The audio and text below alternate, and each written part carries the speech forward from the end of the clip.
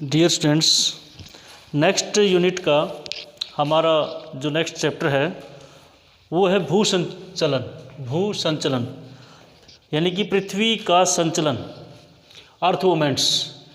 आपने पीछे हमने भूकंप वगैरह ज्वालामुखी बारक उस बारे में आप लोगों को अवगत करवाया था मैंने। तो उसमें आपको पता है पृथ्वी के आंतरिक भाग में बहुत सारे जो रेडियो एक्टिव तत्व हैं या तापमान या दबाव के कारण जो काफ़ी सारी जो चट्टानें हैं वो गलित अवस्था में जो पाई जाती हैं।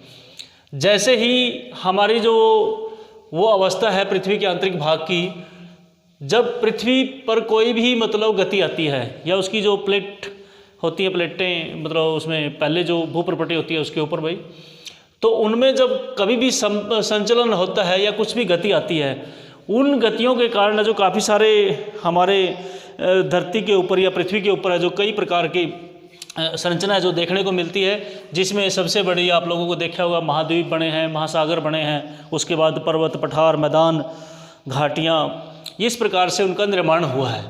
तो इस चैप्टर से ही आप लोगों की जो पृथ्वी के ऊपर जो असमानताएँ जो फैली हुई हैं, यानी कि पृथ्वी के ऊपर कहीं पर ऊंचाई है, कहीं पर गहराई है, इस प्रकार से मैदान है, पर्वत, पठार, ये इस प्रकार से ये सारी की सारी गतियां हैं। उन गतियों के बारे में जो हम इस चैप्टर में जो पढ़ेंगे, तो भू संचलन, पृथ्वी का संचलन यानी पृथ्वी में गति आना या उसमें कोई मूवमेंट्स होना, उसको बोला जाता है। ये जो मूवमेंट्स होता है इसमें दो प्रकार के जो फैक्टर हैं, दो प्रकार के कारक हैं या दो प्रकार के फोर्स जिसको कहते हैं बल, वो कार्य जो करते हैं। एक होता है अंतर्जात बल, अंतर्जात बल यानी कि एंडोजेनेटिक फोर्स, एंडोजेनेटिक फोर्स, अंतर्जात बल। पृथ्वी के अंदर बहुत सारी जो चट्टानें हैं वो गलित अवस्था में है। वो किसके कारण? पृथ्वी के आंतरिक तापमान के कारण, दाब के कारण, दबाव जो अंदर है, चट्टानें एक दूसरे के ऊपर है या फिर जो पृथ्वी की जो 3 परतें हमने पढ़ी थी एक दूसरे के ऊपर है जो प्रेशर डालती हैं। इसी प्रकार से कुछ रेडियो एक्टिव तत्व हैं, तो उन एक्टिव तत्वों के कारण, ठीक है, कुछ रसायन हैं, उन रसायनों की आपस में जो अभिक्रिया होती रहती है, तो उसके कारण जो आंतरिक भाग में जो कुछ न कुछ होता रहता है पृथ्वी के अंदर। तो ये जो फैक्टर है उसको ही क्या कहते हैं? अंतर्जात बल कहते हैं। यानी पृथ्वी के अंदर से उत्पन्न होने वाले जो कारक हैं या पृथ्वी के अंदर से जो जिस प्रकार से हम देखते हैं ज्वालामुखी फटा, भूकंप आया, ये सारे के सारे कारक है जो वो अंतर्जात बल में ही आते हैं। और इसके कारण जो हमारे जो पृथ्वी के ऊपर है जो बहुत सारी सतलाकृतियाँ जो वो बनती हैं, उनको आगे एक एक रूप में जो अलग अलग हम उसको पढ़ेंगे।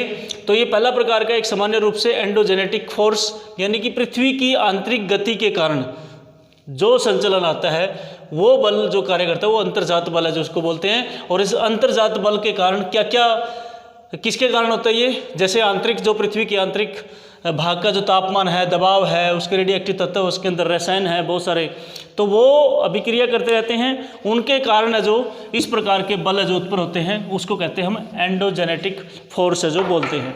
एक दूसरा फोर्स है पृथ्वी पर जो करता है जिसको कहते हैं बहिर्जात, बहिर्जात, बहिर्जात बल, या फिर इंग्लिश में इसको बोलते हैं एक्सोजेनेटिक फोर्स, एक्सोजेनेटिक फोर्स। ये जब पृथ्वी की आंतरिक बलों के कारण यानी अंतर्जात बलों के कारण पृथ्वी पर असमानताएं फैल जाती हैं, जैसे पर्वत हो गया, पठार हो गया, मैदान हो, ये सारे, उन असमानताओं को दूर करने का कार्य कौन करता है? बहिर्जात बल जो करता है। इसमें आप लोगों के नेक्स्ट जो 4th जो यूनिट है उसमें आ जाएंगे, जैसे कि नदी है, वायु है, महासागरीय लहरें हैं, ठीक है, भूमिगत पानी है, हिम नदी है। इनका एक अपना कार्य होता है भाई, अपनी प्रोसेस के दौरान है जो ऊपर उठे हुए भाग, जैसे नदी है, कहीं भी जो पर्वतीय क्षेत्रों से नीचे आएगी तो अपने रास्ते में आने वाले जितने भी चट्टानी खंड है उनका अपरदन करती रहेगी, परिवहन, और परिवहन के बाद उसका जो गहराई वाले भागों में है जो उसका निक्षेपण करती रहती है। इसी प्रकार से वायु है, वायु का भी बहती हुई वायु है जो अपने रास्ते में आते हुए, जिस प्रकार से इसका कार्य ज़्यादातर आपने एरिड क्षेत्रों में जहाँ देखने को मिलेगा, यानी कि ज़्यादातर जहाँ पर मरुस्थल है, ये रेगिस्तान है, वहाँ पर देखने को मिलेगा सैंड ड्यून्स, एक जगह से दूसरे जगह तक है जो रेत के टीले सरकते रहते हैं। महासागरीय लहरें ये कहाँ पर, जहाँ पर महासागर होते हैं उसके तटवर्ती क्षेत्रों में देखने को मिलेगा किस प्रकार की आकृतियाँ जो वो बना देती है। ठीक है, आसपास के क्षेत्र को अपर्दन से उसको काट करके और निक्षेपण के द्वारा नई आकृति का निर्माण कर देती है। भूमिगत पानी इसी प्रकार से, और हिम नदियाँ भी हाई एल्टीट्यूड्स पर देखा होगा आपने, जब बर्फ़ पड़ जाती है तो बड़ी की बड़ी राशि एक बर्फ़ की वो एक नदी की भांति एक अपना मार्ग बना लेती है, उसको हम हिम नदी कहते हैं। तो उसके सामने आने वाली जो चट्टानें वगैरह है वो अपने साथ बहाकर ले जाती है, और किन्हीं दूसरे स्थान पर जहाँ पर उसका जब बहाव है जो कम हो जाता है वहाँ पर उसको छोड़ देती है। तो उसके कारण जो निक्षेपण का कार्य जो पूरा हो जाता है। तो दो प्रकार के बल है हमारी पृथ्वी पर जो भू संचलन के कारण बनते हैं, अंतर्जात बल और बहिर्जात बल। इन अंतर्जात बलों के कारण पृथ्वी पर क्या आती हैं, पृथ्वी पर असमानताएं आती हैं, असमानताएं। ठीक है, और बहिर्जात बल के कारण क्या आती हैं, समानताएं आती हैं, समानताएं। ठीक है, अंतर्जात बल के कारण पृथ्वी पर असमानताएं, जैसे आपने देखा पर्वत, पठार, मैदान, घाटी, महासागर ये बन गए इस प्रकार से। और बहिर्जात बल के कारण समानताएं आती है, यानी कि वो क्या करते हैं, जो कारक मैंने अभी लिखा था नदी, हिम नदी, वायु, वो क्या करते हैं उसको समतल बनाने का काम करते हैं।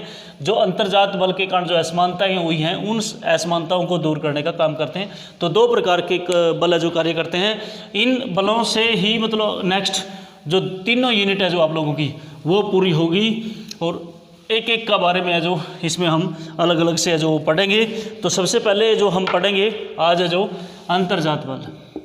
अब अंतर्जात जो बल है यानी कि एंडोजेनेटिक्स जो फोर्स है, ये किस किस रूप में किस प्रकार से जो काम करता है। ये अंतर्जात बल है जो दो प्रकार में आप लोग इसको बांट सकते हो। एक तो आप लोग दो बल इसमें कार्य करते हैं, एक तो बल है हमारा आकस्मिक बल, आकस्मिक बल, और दूसरा है हमारा पटल विरूपण, पटल विरूपण बल। अंतर्जात बल में भी दो प्रकार के बल हैं, एक तो आकस्मिक बल है और एक पटल विरूपण बल है। आकस्मिक बल होता है एकदम से अचानक, एक्सीडेंटल फोर्स इसको बोल देते हैं, एक्सीडेंट फोर्स। ठीक है, ये क्या होते हैं, एकदम से आते हैं, एकदम से। इनके उदाहरण आप लोग लिख सकते हो जिस प्रकार से ज्वालामुखी है, ठीक है, भूकंप है, यानी कि एकदम से अचानक पृथ्वी के ऊपर कोई ना कोई हलचल हो जाती है। वो हलचल जो ज्वालामुखी के रूप में भी हो सकती है और भूकंप के रूप में भी हो सकती है। जिस प्रकार भूकंप का आगे नेक्स्ट चैप्टर भी आएगा, उसके आप लोगों को बताया जाएगा भी किस प्रकार से वो आता है और किस प्रकार से उसको मापा जाता है और किस प्रकार की प्रक्रिया उसके अंतर्गत होती है। ज्वालामुखी के बारे में बताया जाएगा। तो आकस्मिक क्या हो गया, कुछ ही समय में, कुछ ही क्षण में कोई घटना जो घट जाती है पृथ्वी की, या तो पृथ्वी के नीचे से जो मैग्मा है जो बाहर आ जाता है लावा के रूप में, या फिर पृथ्वी के ऊपर जो कंपन पैदा हो जाते हैं, तो उसको हम भूकंप कहते हैं। तो दो रूपों में देखने को मिलता है अंतर्जात बल का। पहला जो कारक है आकस्मिक बल है जो जिसको बोला जाता है। इसके बाद है जो ये क्या होता है, थोड़े समय के लिए आता है, यानी कि कुछ समय में आ जाता है और कभी भी आ सकता है। लेकिन ये जो बल है पटल विरूपण, नाम से पता चल रहा है पटल विरूपण, ठीक है, इंग्लिश में इसको बोलते हैं डायास्टोरफिज्म,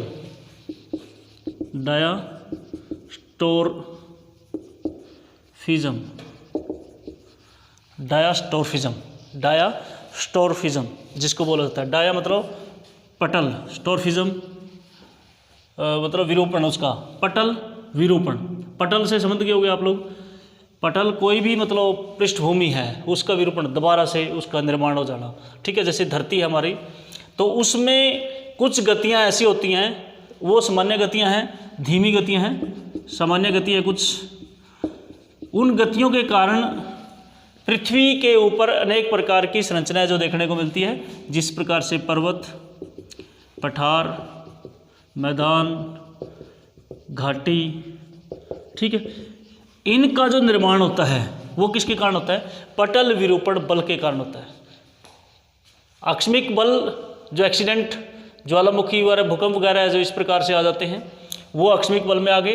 पटल विरूपण एक ऐसा बल है, बहुत ही धीमी गति से होता है, काफ़ी लंबे समय तक, कई सालों तक है, जो हज़ारों सालों तक है, जो इस प्रकार का कार्य जो चलता रहता है, लेकिन उसका जो परिणाम है वो काफ़ी दिनों बाद है जो देखने को मिलता है। जिस प्रकार से आप लोग उदाहरण के रूप में जैसे पर्वत की बात करें, जो भारत का जो हिमालय पर्वत है, हिमालय पर्वत का निर्माण है जो काफ़ी लंबे समय तक हुआ भाई। कहते हैं भाई हमारे जहाँ पर ये हिमालय पर्वत है, यहाँ पर टेथिस सागर था, टेथिस सागर था, तो टेथिस सागर जो ऊपर यूरेशियन जो प्लेट है, ठीक है, और नीचे जो भारतीय उपमहाद्वीपीय प्लेट है, उनके बीच में था ये। जब दोनों प्लेटें एक दूसरे की तरफ आई, सरकी, तो उसके कारण जो अंदर जो नदियाँ या मलबा जो इसमें गिराती थी, या अंदर इसके जो भी मटेरियल था वो अपवर्ड होने लग गया, ऊपर उठने लग गया, और जिसके कारण जो हिमालय पर्वत का निर्माण हुआ। ठीक है, तो ये इस कार्य को करने में बहुत समय लगा, हजारों लाखों साल लग जाते हैं। तो उसके कारण किसी आकृति का निर्माण या किसी भी भूआकृति का जो जन्म होता है, तो उसका मैंने एक उदाहरण आप लोगों को हिमालय पर्वत के रूप में दिया। तो इसके कारण पटल विरूपण, यानी कि जो हमारी भूमि जो बनी थी, धरती जो बनी थी या महाद्वीप जो बने थे, उसमें फिर विरूपण हो जाता है, दोबारा से उसमें कोई ना कोई निर्माण हो जाता है, होता आंतरिक जो अंतर्जात जो बल हैं उनके कारण। पृथ्वी के अंतर्गत जो होने वाले जो गतियां हैं या बल है वो इसके ऊपर कार्य कर रहा होता है, और उसके कारण एक नया रूप है जो वो देखने को मिलता है। तो अंतर्जात बल में भी दो हो गए, आकस्मिक बल और पटल विरूपण बल। अब इसमें हम बात लेते हैं, पहला ये बाद में करेंगे, पहला है पटल विरूपण बल। अब पटल विरूपण बल यदि आप लोग देखें, इसमें भी पटल विरूपण की बात करेंगे इस चैप्टर में, इस लेक्चर में जो पटल विरूपण बल के बारे में पढ़ेंगे, यानी कि डायास्टोर्फिज्म, इसके बारे में पढ़ेंगे। पटल विरूपण ये किस प्रकार से घटित होता है, इसमें दिखाया गया जिस प्रकार से इसकी परिभाषा एक है, फ्रेंच और ट्रिवार्थन दी है। पटल विरूपण से आशय है उन सभी प्रक्रमों से है जिसका भूपटल के उन्मज्जन, निम्नमज्जन या किसी भी भाग के संदर्भ में दूसरे भाग के विस्थापन या उसके टूटने मुड़ने से संचालित पूरा योगदान है जो उसमें आता है। यानी कि पटल विरूपण क्या हो गया, वह पृथ्वी की आंतरिक गतिविधियों के कारण उसका ऊपर उठना, नीचे धंसना, या फिर उसमें बलन पड़ जाना या संवलन पड़ जाना, तो या उसमें भ्रंश पड़ जाना, तनाव, दरारें पड़ जाना, वो सारे के सारे ये कार्य पटल विरूपण बल के कारण जो वो आते हैं। यानी पृथ्वी के ऊपर जितने भी पटल है या धरती का जो ऊपरला भाग है, वो आंतरिक गतिविधियों के कारण उसमें ऊपर उठ जाना, नीचे धंस जाना, या फिर उसमें दरार पड़ जाना, इस प्रकार के कार्य जो पटल विरूपण बल के कारण है जो वो उत्पन्न होते हैं। तो ये पटल विरूपण बल के बारे में जो आगे हम इसको देखेंगे। तो इसमें दो प्रकार के कार्य करते हैं जो पटल विरूपण है, इसके कारण दो प्रकार की आकृतियाँ जो हमने देखने को मिलती है। एक तो महाद्वीपीय बल, महाद्वीपीय बल, और एक होता है दूसरा पर्वत निर्माणकारी बल, पर्वत निर्माणकारी बल। पटल विरूपण में सबसे पहला जो महाद्वीपीय बल, यानी जिसके कारण जब हमारी जो पृथ्वी है जो बनी, और उसके कारण देखा होगा आपने, पहले संयुक्त पृथ्वी थी, एक पेंजिया के रूप में थी, ठीक है, जिसमें सभी महाद्वीप जो मिले हुए थे, इकट्ठे थे, ठीक है। उसके बाद जो आंतरिक गतिविधियां जो वो पनपी पृथ्वी के आंतरिक भाग में, और उसके कारण अलग अलग महाद्वीपों का निर्माण हुआ। तो वो जो निर्माण हुआ वो बल, वो ये महाद्वीपीय बल था। इस बल में जो कार्य जो करता है ये काफ़ी लंबे समय तक करता है, यानी कि बहुत बड़ा प्रोसेस होता है, और इसमें बहुत ज़्यादा बड़ा एरिया जो वो कवर होता है, ठीक है। और जिसके कारण जो ये इस प्रकार का बल है जो वो ज़्यादातर जो अक्षय लंबवत इसका परिणाम है जो देखने को मिलता है। यानी कि इसका भाग है जो, कुछ भाग है जो ऊपर उठ जाते हैं और कुछ भाग है जो नीचे धस जाते हैं। ऊपर उठे हुए भाग महाद्वीप कहलाते हैं और नीचे बैठे हुए भाग है जो महासागर या समुद्र है, जो आप लोग सागर है जो उनको बोल सकते हो। तो लंबवत बल है या फिर ऊर्ध्वाधर बल इसको बोला जाता है, ऊर्ध्वाधर, ठीक है, ऊर्ध्वाधर बल है जो इसको बोला जाता है, ठीक है। जो महाद्वीपीय बल है उसको लंबवत या फिर ऊर्ध्वाधर बल है जो इसको बोलता है। वे जो क्षैतिज होती है उससे, ये जैसे एक क्षैतिज है, इससे ये ऊपर उठ जाता है और कुछ भाग है जो नीचे बैठ जाता है, इसलिए ये ऊपर नीचे इस प्रकार का कार्य होता है इसमें। तो महाद्वीपों का निर्माण जो होता है वो पहले प्रकार का बल है, ये महाद्वीपीय बल है जो इसके कारण जो होता है। इसके बाद दूसरा है जो पर्वत निर्माणकारी, पर्वत निर्माणकारी बल। इसमें क्या होता है, ये अक्षैतिज होता है, अक्षैतिज होता है। अक्षैतिज जैसे दोनों तरफ से कोई भी बल कार्य कर रहा है। एक चट्टान है जो पृथ्वी की आंतरिक गतिविधियों के कारण एक भाग है जो इस साइड धकेल रहा है उसको और एक इस साइड धकेल रहा है, जिसके कारण गति अक्षैतिज है, जिसके कारण जो कोई भाग है जो ऊपर उठ जाता है, जिसके कारण जो पर्वतों का निर्माण जो हो जाता है। या फिर इन्हीं गतियों के कारण कुछ भाग है जो नीचे धस जाते हैं और एक भाग है जो ऊपर उठा रह जाता है, जिसके कारण भी पर्वतों का निर्माण होता है। तो उसको पर्वत निर्माणकारी बल है जो बोला जाता है। एक महाद्वीपीय निर्माणकारी बल और एक पर्वत निर्माणकारी। अब महाद्वीपों में एक तो अधोमुखी हो गया जो ऊपर उठ गया, जो मैंने आप लोगों को बताया, इनको भी अलग अलग से आप लोग इसमें पढ़ सकते हो। महाद्वीपों में भी, महाद्वीपीय में एक तो अधोमुखी हो गया, अधोमुखी, और एक ऊर्ध्वमुखी, ऊर्ध्वमुखी जिसको बोला जा सकता है अधोमुखी और ऊर्ध्वमुखी। अधोमुखी नीचे कोई भी जो भाग है जो नीचे धस जाता है और ऊर्ध्वमुखी है जो ऊपर उठ जाता है। ऊर्ध्व ऊपर जाना, अधो नीचे जाना। जो भाग ऊपर उठ गया, ठीक है, वो महाद्वीप बन गए और जो नीचे धस गया वो महासागरों का निर्माण है जो उससे हो जाता है, ठीक है। इसमें भी एक होता है उन्मज्जन और निर्मज्जन, उन्मज्जन और एक होता है निमज्जन। कई बार इसका जिक्र आएगा एक एक नंबर में, दो है ये, उन्मज्जन और निमज्जन। उन्मज्जन का अर्थ होता है ऊपर उठना, ऊपर उठना, ठीक है। ज़्यादातर ये कहाँ पर मिलेगा, जितने भी तट क्षेत्र हैं। तट क्षेत्र कौन से, महासागरों के, महासागरीय, सागरीय तट रेखा जो होती है, तट क्षेत्र जो होते हैं, महासागरों के तट यानी कि समुद्र के किनारे जहाँ पर होते हैं, उस प्रकार के क्षेत्र में इनको देखा जाता है, ठीक है। तो इसमें क्या होगा, जो उन्मज्जन होगा, उन्मज्जन में क्या होगा, जैसे सागर तट है, ये हमारा जो सागर तट है इसमें ये पानी है, ठीक है। पहले इस प्रकार का था, लेकिन क्या होगा, कुछ भाग इसका ऊपर उठ जाता है, डार्क सा शेड सी इसकी दिखा सकते हो आप लोग, ठीक है। इस भाग से थोड़ा सा तटवर्ती भाग है जो थोड़ा सा ऊपर उठ जाता है, उसको हम क्या कहते हैं, उन्मज्जन है जो बोल देते हैं, ठीक है। और निमज्जन नीचे धंसना।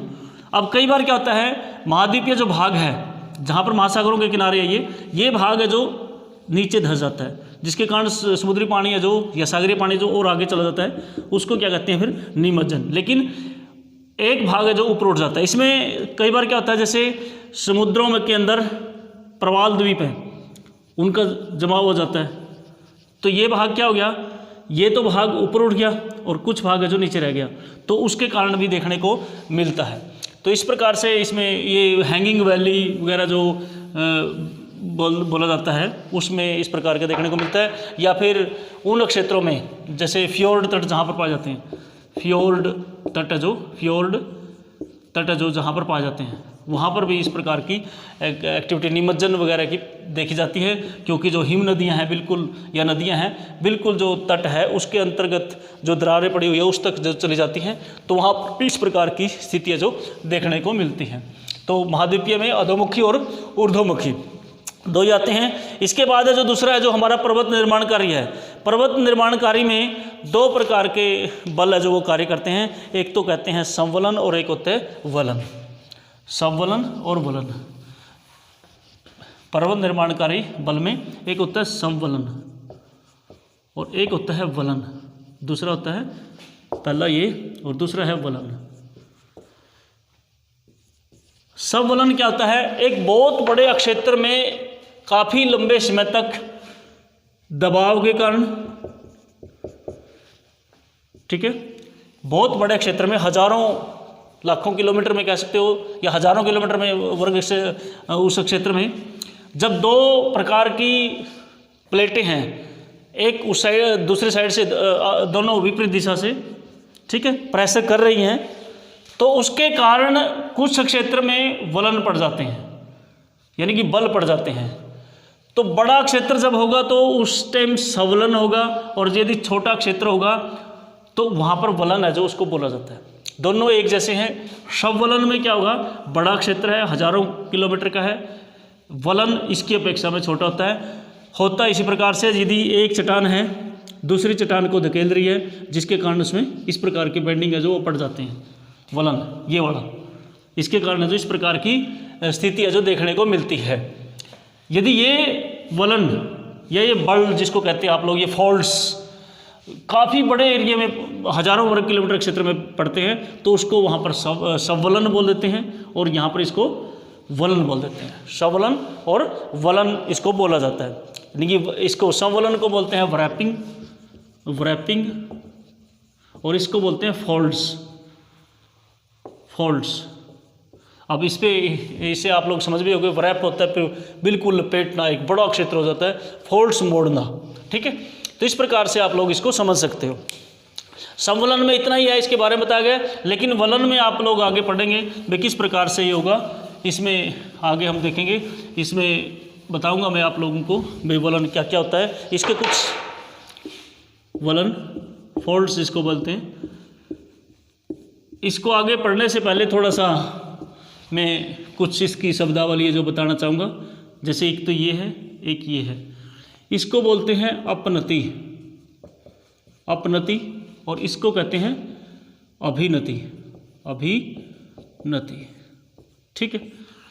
अपनति, वलन के कारण, अपनति क्या है, वलन के कारण ऊपर उठा भाग, वो क्या कहलाता है, अपनति कहलाता है।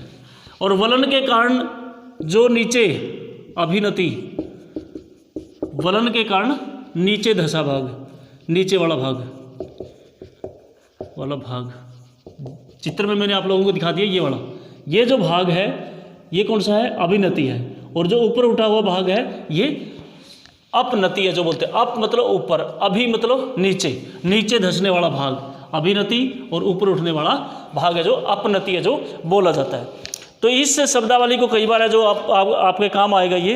तो ये वलन की क्या होती हैं, भुजाएं होती हैं। वलन की क्या होती हैं, भुजाएं हैं, एक भुजा, दो भुजा, तीन भुजा, इस प्रकार से। तो इन भुजाओं को अलग अलग नाम से बोलते हैं। तो ऊपर उठी है जैसे इसको अपनति कह दिया, नीचे जो बैठी है इसको अभिनति है जो उसको बोला जाता है। एक होता है इसका अपनति अक्ष,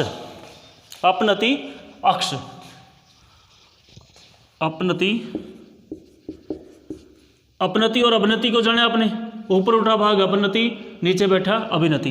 अपनति अक्ष क्या होता है, जिसके सहारे वो वलन है, ये वाला, ये अपनति अक्ष है। ये क्या है, अपनति अक्ष है। ये ऊपर उठा भाग जिस अक्ष के सहारे है जो ऊपर उठा हुआ है, इसको क्या कहते हैं हम, अपनति अक्ष है जो उसको बोलते हैं।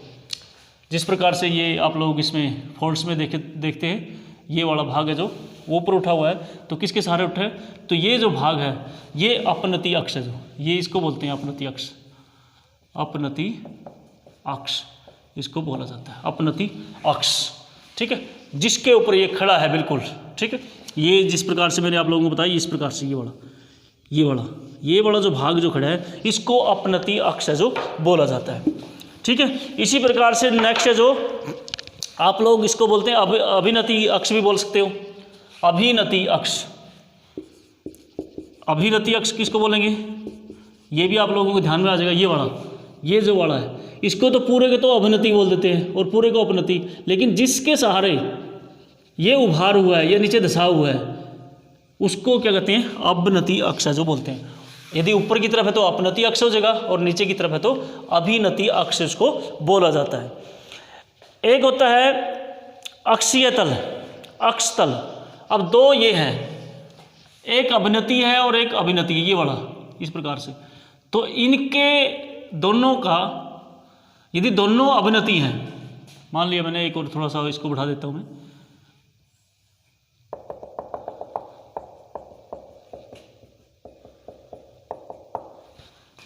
यदि एक होता है लास्ट 1 2 3 4 5, एक होता है अक्षीय तल, पांचवा होता है इसमें अक्षीय तल। अक्षीय तल क्या होगा, जिस अक्ष के सहारे, ये अक्ष और ये अक्ष, यदि अपनति, दोनों अपनतियों के बीच में ये जो तल होगा उसको अक्षीय तल जो बोलते हैं, और ये वाला जो है दोनों अभिनतियों के बीच में, ये क्या होते हैं, ये अक्षीय तल होता है और ये भी अक्षीय तल है जो इसको बोला जाता है। अक्ष, दोनों अक्ष के तल है, एक इसका और एक इसका, दोनों अभिनतियों के बीच का भाग और दोनों अभिनतियों के बीच का भाग, तो इनको अक्षीय तल है जो बोला जाता है। तो इस प्रकार से वलन के कुछ मैंने आप लोगों को बताया, भाई ये कुछ शब्द आएंगे, शब्दावली है, इनको आप लोगों ने समझना है। नेक्स्ट आप लोग जब भी मतलब कोई चैप्टर करेंगे जहाँ पर नाम आ गया अपनति, अपनति मतलब ऊपर उठा भाग, वलन के कारण ऊपर उठा भाग, अभिनति नीचे धसा भाग, अपनति अक्ष जिस अक्ष के सहारे वो ऊपर उठा हुआ है, अभिनति अक्ष जिस सहारे वो नीचे बैठा हुआ है, और अक्षीय तल दोनों के, ठीक है, अभिनति और अपनति का। एक होती है समपनति और सम अभिनति, छठा सातवां, सम अपनति, नाम से ही पता चल रहा है, सम पनति छठा, और एक होता है सम अभिनति, सम अपनति और अभिनति, इनको भी आप लोगों ने समझना है। सम अपनति, पनति और समभिनति, समभिनति जिसको बोलते हैं, समभिनति, समभिनति, भिनति, समभिनति और समपनति। इसमें क्या होगा, जैसे कि एक तो बड़ा अपने अपनति और एक अभिनति, जब एक अपनति के अंदर काफ़ी सारी अपनति और अभिनति, ठीक है नहीं, जैसे मैं आप लोगों को बना के दिखाता हूँ एक बार,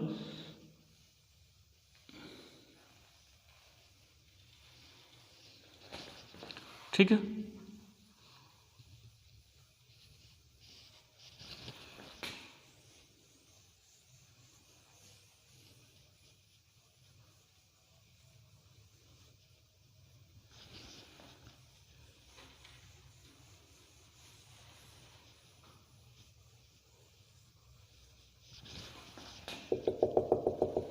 इसकी आप लोग यदि भुजाएं दिखाने के लिए आप लोग इसको थोड़ा सा शेडिंग वगैरह का प्रयोग कर सकते हो, ताकि दोनों भुजाएं जो अलग अलग है जो आपकी दिखें, ठीक है। इस चीज़ को आप लोगों ने ध्यान करना है ताकि समझ में आ जाए इसको।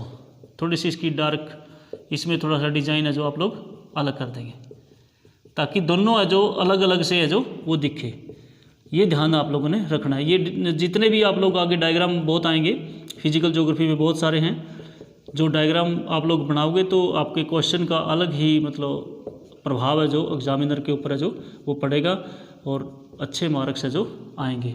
जो डायग्राम अच्छे बनाएगा, अच्छे से उस क्वेश्चन को है जो समझा भी पाएगा, ठीक है, वो समझ भी आ जाएंगे आपके। तो ये ध्यान है जो आप लोगों ने रखना है। तो इसके कारण है जो शेडिंग के कारण है जो दो परत जो आप लोगों को दिखने लगी होगी, एक तो ये होगी ऊपर वाली से और एक नीचे वाली, ठीक है, ये ध्यान रखना है।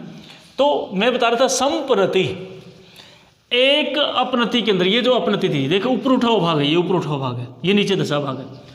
ऊपर उठे हुए भाग में एक अपनति में काफ़ी सारी अभिनति, अपनति भी है और अभिनति भी है। जैसे अपनति तो ये होगी और अभिनति ये होगी, अपनति अभिनति अपनति अभिनति, ये अपनति ये अभिनति होगी, इसमें अपनति। तो एक अपनति में ये इस प्रकार का ये था, इसके अंदर काफ़ी सारी अपनति और अभिनति आ गई, तो उसको कहते हैं समपनति, ठीक है। इसी प्रकार से एक अभिनति में ये वाला ए अभिनति था, ये वाला नीचे धसा हुआ भाग है। एक अभिनति में काफ़ी सारी अपनति, यारी अपनति और काफ़ी सारी अभिनति, ठीक है नी, वो आना, तो उसको क्या कहते हैं, समभिनति है जो बोलते हैं, सब समभिनति है जो बोला जाता है। एक अपनति में काफ़ी सारी अपनति और अभिनति आना, उसको समपनति बोलते हैं। और एक अभिनति में नीचे वाली में काफ़ी सारी अपनति और अभिनति आना, उसको समभिनति है जो नति है जो बोला जाता है। तो ये आप लोगों के समझने वाला था, इतना ही है इसमें। आगे आप लोगों को वलन के जो प्रकार करवाए जाएंगे नेक्स्ट लेक्चर है जो उसके ऊपर होगा। Thank you.